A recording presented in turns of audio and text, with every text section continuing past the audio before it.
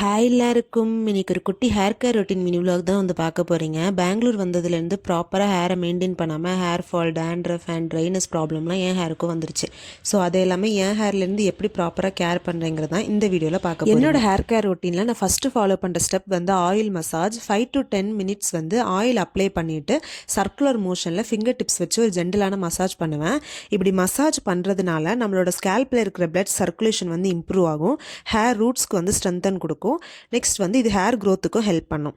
Next வந்து என்னென்னலாம் reduce ஆகும் அப்படின்னா ஸ்ட்ரெஸ், ட்ரைனஸ் அண்ட் டேண்ட்ரஃப் வந்து ஹேர் மசாஜ் பண்ணுறதுனால ரெடியூஸ் ஆகும். அதனால நம்ம ஹேர் பார்க்க சாஃப்ட் அண்ட் ஷைனியாக இருக்கும்.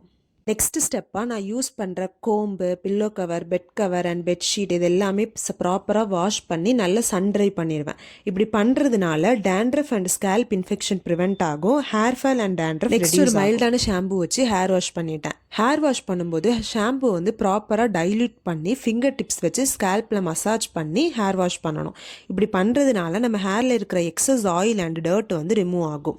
ஷாம்புவை ஹேர் லென்த்துக்கு ஃபோக்கஸ் பண்ணாமல் ஸ்கேல்ப்புக்கு மட்டும் ஃபோக்கஸ் பண்ணணும். நெக்ஸ்ட் மைல்டான கண்டிஷனரை வச்சு ஹேர் எண்ட்ஸ்க்கு யூஸ் பண்ணி ப்ராப்பராக ஹேர் வாஷ் பண்ணணும்.